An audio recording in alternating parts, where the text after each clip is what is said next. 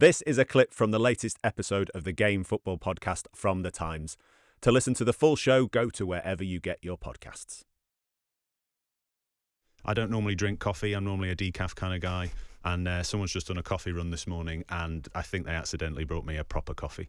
I am absolutely buzzing. So the first half of this show is going to be very, very lively, going to be on times 2 speed, and then in the second half of the show I'm going to have a panic attack. So let's crack on then. Let's get stuck into it. Alyson, how's the cold? How's the cough? I think I'm 38 days into the 100-day cold. Yeah. Not that I'm counting or anything. No, definitely not feeling sorry for yourself at all. Hamzah, I was on the office floor and listening to Joe give you a nice little pep talk. Joe, one of the editors as well, saying how much he's enjoying your newfound role as the cheeky chappy on this podcast. You willing to accept that title? Yeah. Call me what you want. Yeah, that was very Jose Mourinho-esque. Call me what you want. If I speak, I'm in trouble. Yeah. Don't take that into the show. We are going to need you to speak during the show. The comments speak for themselves. I mean, I don't need to justify them. Yeah, Greg, are you feeling all right? I noticed as well down on level 11 where the Times floor is, you had your usual chair nicked on the kind of reporters' bench.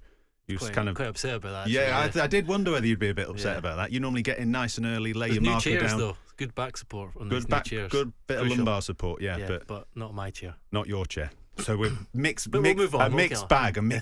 Yeah, so some people happy, some people a little bit confused. One man who's definitely perhaps unhappy, Ange Postecoglou. His Tottenham team defeated again, a 3-2 defeat at Everton. A brilliant win for David Moyes, but as is so often the case, we must talk about the bigger team who lost.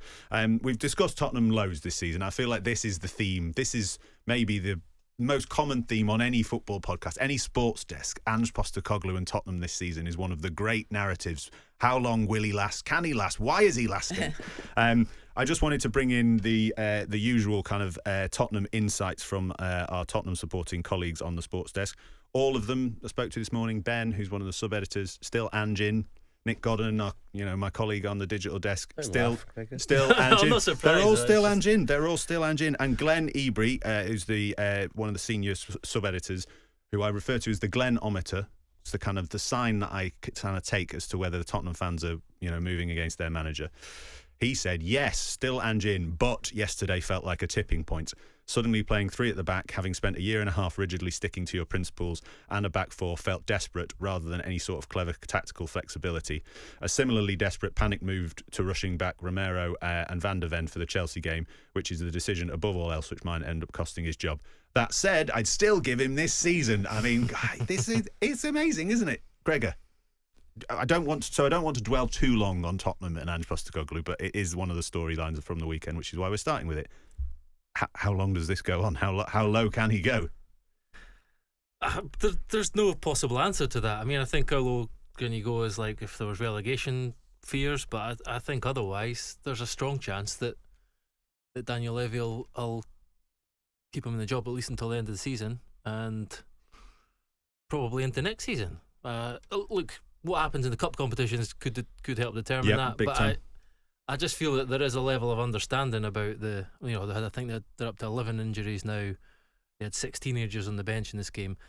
Like, I know that these things can't like write off everything before your eyes. You can't just. It kind of brings us back to the conversation about how much he should adapt to the circumstances before him, and he did that a little bit in this game, and it kind of backfired. Going to a back 3. Still kind of trying to play out against Everton. Everton pressed really well in this game and they hounded them. And I think any opponent, you hear any opponent like in an interview or anything after the game, like, we know what I heard Declan Rice after the North London derby. You know what Tottenham are. You know they're just going to keep doing it. They're just going to keep doing what they're doing. So like, when there's such certainty about the opposition's approach, it gives you certainty.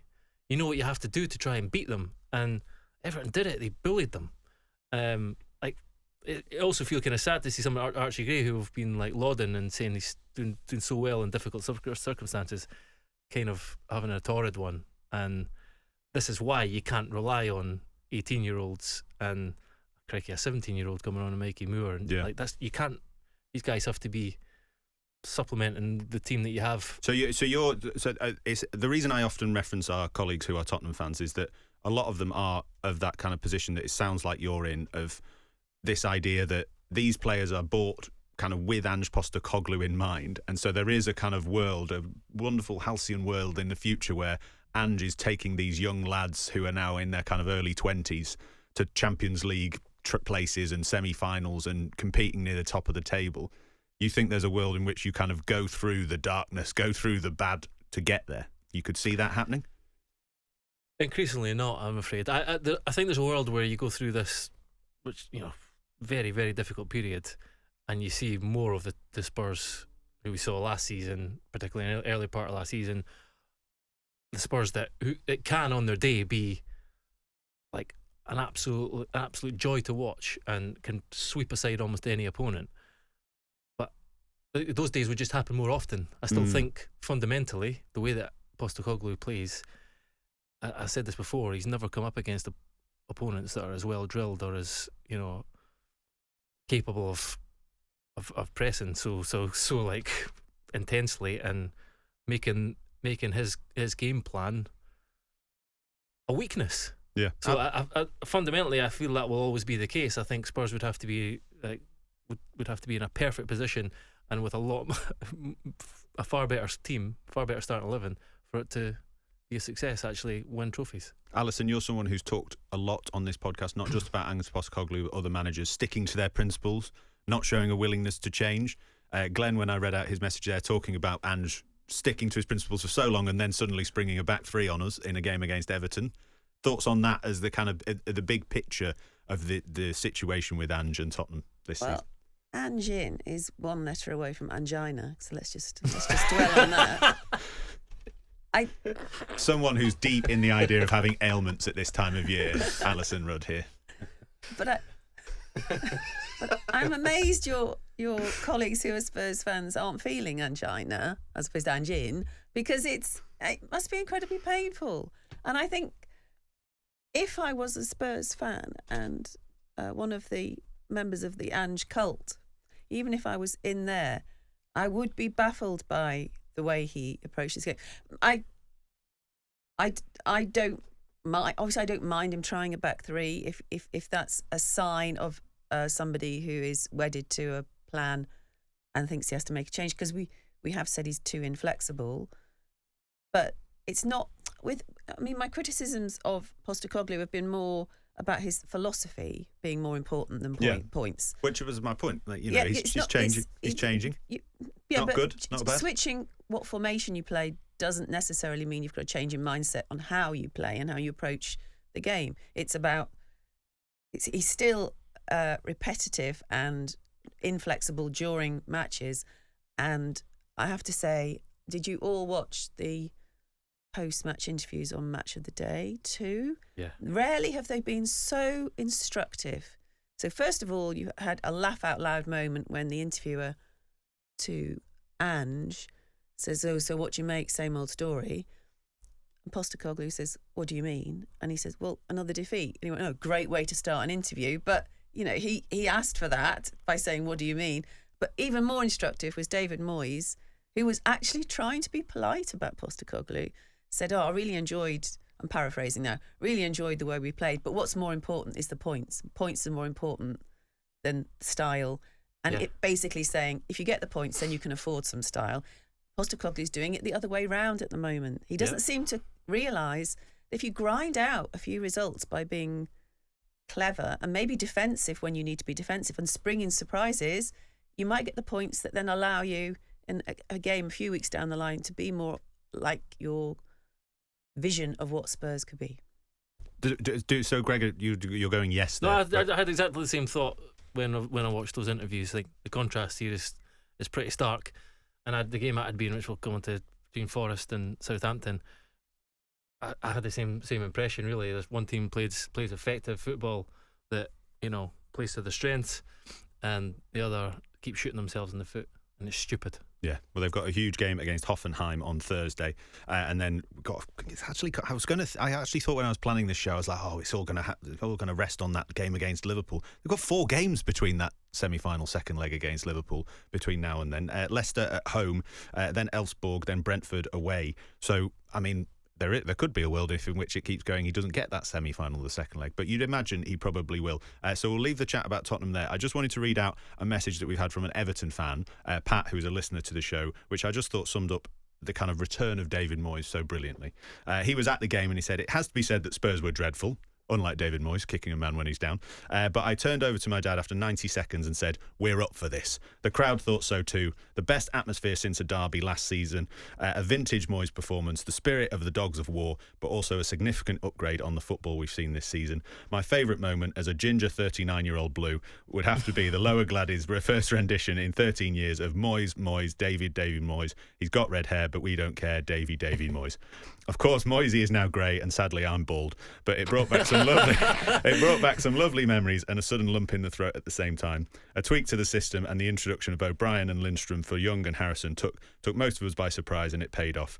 Moyes is getting his feet under the table, and if he can keep getting a tune out of Ndiaye and Dominic Calvert-Lewin, you get the feeling we'll be a Premier League team when we move to Bramley Moore Dock next season." Isn't that lovely? Lovely, uplifting thing to hear from a football fan. Get him on the pod. Especially, he is. He's basically on. I'm just reading him out. Once we get him on, he'll have to kick one of us out, and I'll be the first one to go, won't I? So, thank you for that, Pat. That's a wonderful, wonderful time to be an Everton fan. I wanted to move on to another team who are doing brilliantly this season, much more brilliantly than both the teams we talked about. Bournemouth, missing 9 first-team players.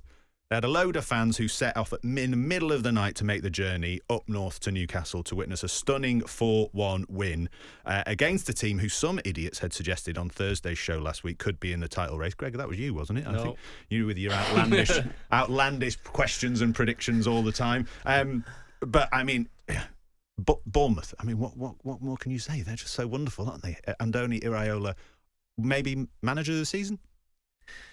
Given that we don't think Arnie Slot on this podcast is very good, it's got to be Andoni Iraola, hasn't it? No, you're forgetting Nuno. You're forgetting Nuno there, Tom. Yeah, I know. He's I'm trying to rile you up as well. And actually, he's more likely to get.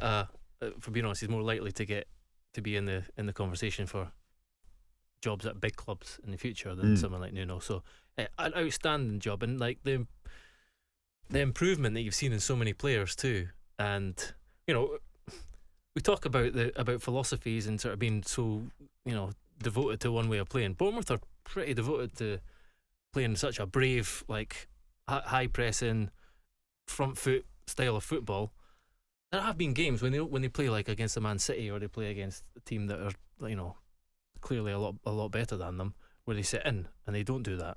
But more often than not, they're very brave, and it's about doing what they do very well. And in this game, they were absolutely outstanding. Like all the things that have made Newcastle so great over the last 9 games, whatever, the intensity, the drive, the aggression in their play. Bournemouth showed that and more, and absolutely gave them no breathing space whatsoever, and some brilliant finishes, and just so many good individual performances as well. Cliver is blossoming into a great player for them. His third goal was an absolute worldie. Great to see David Brooks back playing and of playing in back to his best form, I would say. Tyler Adams, who's had like a terrible time since he signed there with injuries, is kind of getting back to the dynamic force that we know he is. And House in the centre half as well. I think was he like 19? And he plays with such a swagger. He kind of, I don't know. When he steps in and wins a ball, like intercepts, and then there was one moment where he just sort of held out his hand. I think a midfielder was trying to take off his feet. He held out his hand and said, "No, I've got this," and just advanced out and then kind of played the pass forward. They just keep, Senesi got injured earlier on, and the recruitment we've spoken about before. Even with all the injuries, there's always someone ready to step in, and he's been outstanding. Yeah, Hamzah, you write a wonderfully in-depth feature every week on the Times website, looking at different trends and tactical innovations in the Premier League. And last week's subject was Bournemouth. Tell us a bit more about what you discovered when you were doing your research. But it was on the south coast. Did you find that out? No, I discovered that a long time ago when I did a match, and I was like, it's freezing. Sorry, swearing. One of the most interesting things. Well, if I was to, who do you think has the most long balls attempted in the league? have a go. Bournemouth. Oh yeah, whoa! You wouldn't have known that if you didn't read my piece, probably. See, it's tricky when you ask questions and no one answers, isn't it, Hamzah? What they are doing is something really, really interesting, right? So, where we have this general trend towards, let's say, a slower, more intricate style of football, where teams are passing around the back, they build up slowly, they try to make lots of short passes, they don't want to concede breaks, that sort of thing. The Pep Guardiola style of football. You have a general trend towards that. And then on the opposite end of the spectrum, you have like sort of Nuno ball, where you don't want possession, you sit back, you counter-attack. And then you also have Iraola, who's doing something very different to both of them. Generally, they don't have that much possession, but what they are looking for are breaks, really aggressive, attacking football with high pressing. And that's the differentiation between them and Nuno ball, right?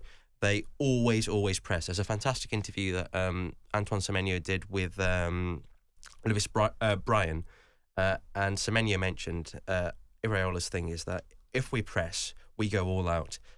The manager would rather you be completely knackered by the 50th minute and come off, right, rather than you conserve yourself for the full 90. And that's why, because they believe that they've got the subs to come on and make a difference. And that's critical to their ethos. You press with everything that you've got. You really go for it. Where possible, you don't sit back. He said that Iraola absolutely hates it when they're in the mid-block. It's a situation he thinks is awful. And I think it's really refreshing. It's really different. It's really exciting. They always look for the long pass. What they do very smartly is they use the long pass into wide areas, because if you lose that first ball, then it doesn't come back through the centre, which is the sort of thing that like Manchester City, teams like that want to avoid, because that's the most dangerous sort of attack. So they play out wide, they set up well for the second ball, they counter press, then they go. You've got wonderful recruitment. So as well as Hoyson, you also have Zabani and Kirkes in the back line. Just before we get onto the recruitment, is there a kind of definition for long pass and long ball and things? Because it always reminds me about the great Louis van Gaal rant of when he was at Manchester United, where someone said, "Oh, you're just playing long ball all the time." He's like, "No, we play the long pass. It's a deliberate thing. We're playing a long pass. We're not doing long ball, which is hoof ball or whatever. Boot it, get rid of it, etc." Is there a kind of definition or a description you could give of a long pass so that listeners understand more? So first of all, a long pass, as defined by Opta, is 30 plus yards, right? Right. Long ball, long pass. I think the key difference there is intent, right? If you are just looking to get rid of the ball, that's long ball football. Yeah, I like how you're looking at Gregor when you're saying that. I could play a long pass too.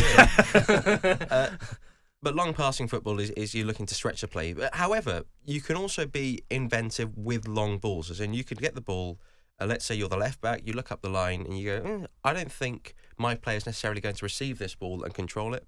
But what I am going to do is put the ball in a situation where either we can contest the first ball or we can definitely contest the second ball. And usually you want to see that you are set up to contest that. So you're not going to play that pass if, for example, the opposition team have 3 players nearby, and you've only got 1, because then they just recover the ball and they attack. Well, they often from kick-off as well. They start. They basically initiate an opportunity to press.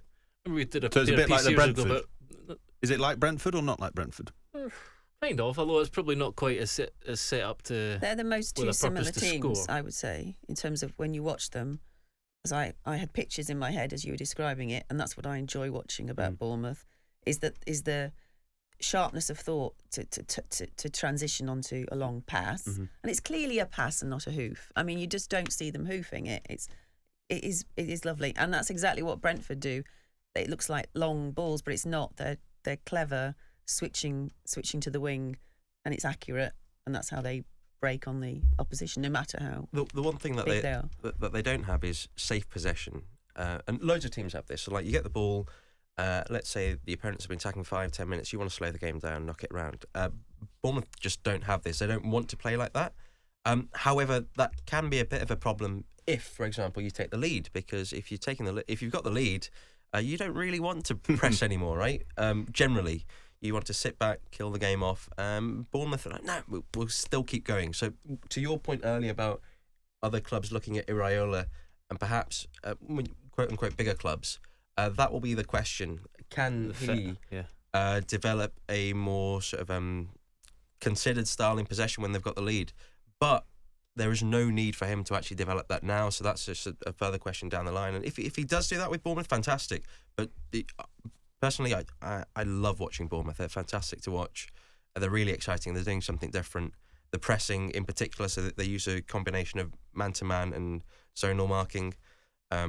He did it at Rayo Vallecano, and then Arteta sort of imitated it and took it to another level. But you've got a genuine innovator in the pressing scene. And what's really interesting about pressing is, I think over the past 10 years or so, the biggest development in football tactics has been pressing. So you've gone from sort of the systemised approach, the early systemised approach in response to Barcelona-style possession football with someone like Pochettino. Then you have a more developed, aggressive style with Klopp. Then you see the implementation of man-to-man profiles, drawing on stuff from the 80s and 90s, and then the combination of that. And the rate of development in pressing and the tactics of that are so important. So now managers that don't have their out-of-possession game sorted, they're behind the curve. But you've got an innovator here who's brilliant with the ball, brilliant without the ball, amazing in transition. Really, really cool team to watch. But it is interesting because we were watching in the press. I was at West Ham, and in the press room they had the game on, and the question was asked: who'll nab him? Who'll nab Iraola? Well, surely Spurs want him. And you kind of think, well, I don't think it will. I don't know what anyone thinks here, but I don't think it would work because of Bournemouth have built a very functional club for him to just do what he does in. He doesn't have to manage up. He doesn't have to worry about anything. There's no external noise.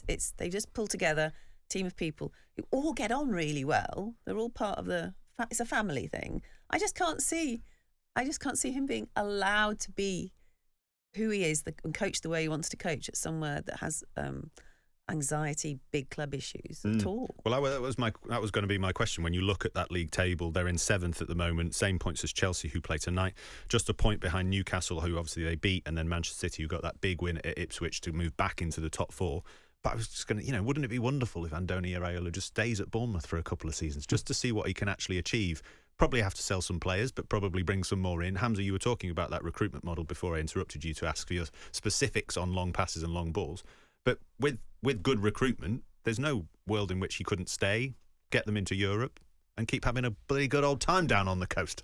That's right. I mentioned Zabani and Kirkes because Zabani's 22 and then Kirkes is 21. So as Gregor just mentioned earlier, you've got 19, 22-year-old and 21 in the back 4 for a Premier League team. That's really rare.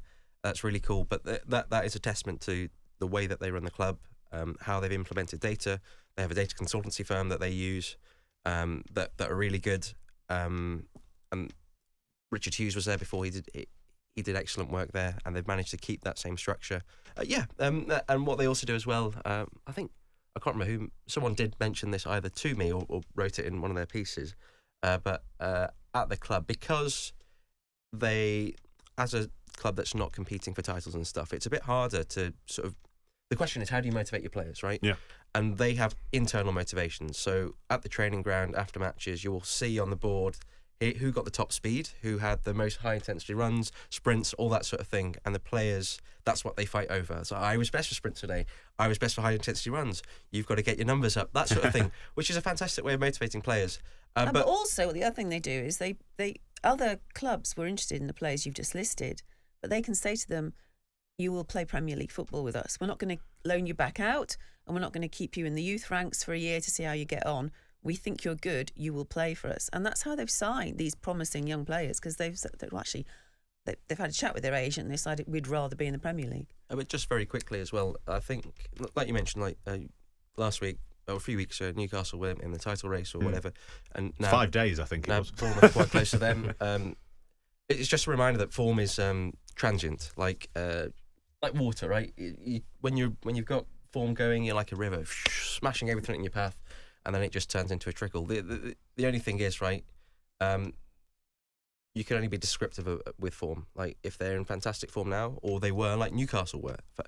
A week ago, 2 weeks ago, you'd say Newcastle were the former team in the league. They beat Arsenal. You say they're a shoe-in for the cup final. Now you think, oh, if Arsenal score one goal. Never be too deterministic about these sort of things. Only one thing I would say is a goalkeeper. Kepa, I'm still not convinced by, and he's signed him on loan.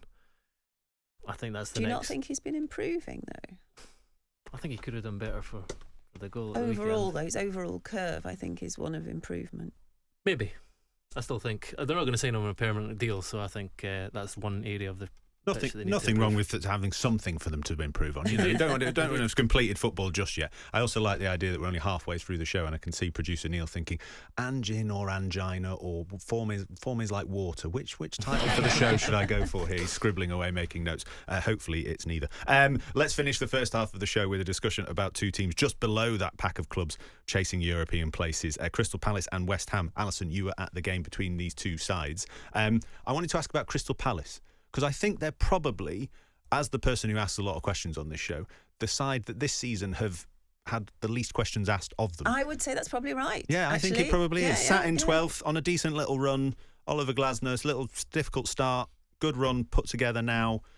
You know, got good players in the team like Mark Gay, who's been in my fantasy football team most of the season, and I always leave him on the bench, and he always gets 8 points, and I always curse the day. You know, quite an effective little team he's got going. I think the reason, to be fair to you, Tom, the reason that you haven't asked many questions about them, they've never looked like they're going to be in trouble, and they've never looked like they're going to become a Bournemouth. So the definition of 12th, basically, is what you're saying. And they're doing okay. You know, doing okay.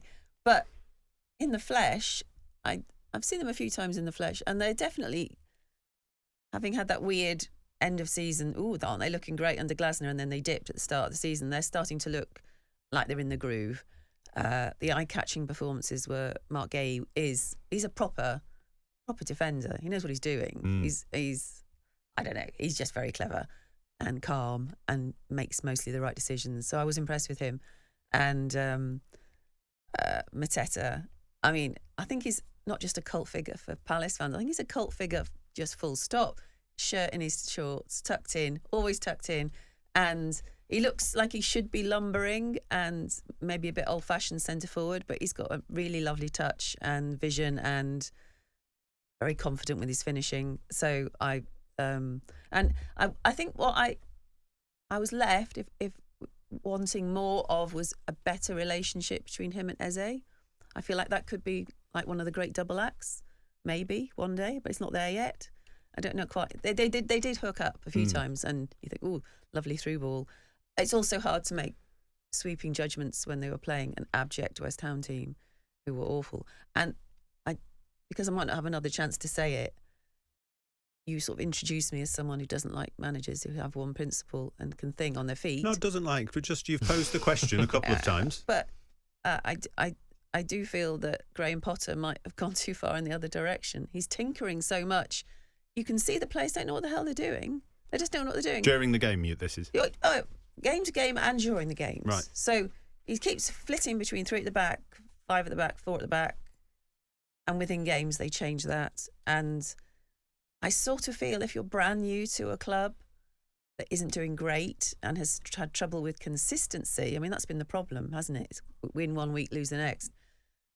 I don't know. I think you need to get to know the players in the short term within a system rather than keep asking them to change all the blooming time. It's like... We are hard to please, aren't we? You are.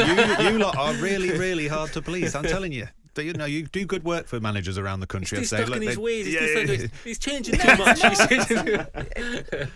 Well, yes, it didn't. Well, it comes down to results. It didn't work, and overwhelmingly, oh my God, West Ham is a strange club, because the stadium was more or less full, so that's 62,000, something like that. You can do a lot. That's quite a powerful thing to have, is 62,000 people and the noise they can make. But they were they were silent. They were aloof. I mean, it's a crime against football that you go to a stadium that big in the Premier League and there are moments of absolute icy silence. Are you just making sure I don't send you to West Ham again? But it is. I'm not exaggerating. It was very unnerving. Interesting. Graham Potter was trying to win his second Premier League. They got really lucky against Fulham, but they'd won it. They're really lucky, but they won it. So why on earth do you not back the team when they're looking a little shaky? Give them that little push over the line. Not a single sound Well, if you were a West Ham fan who was at that game, you've got a Tell response me to why. Alyson. Tell me Tell why us, you don't feel it's your Tell job. us why. Why is it not your job to support the team? tom.clark@thetimes.co.uk. Get in touch. I told you it was. Worms. I told you. Yeah, absolutely. The email's going to come flooding in to my email inbox, not Alyson's. So I'll be able to sift through the ones that are safe to read out on the show and the ones that aren't.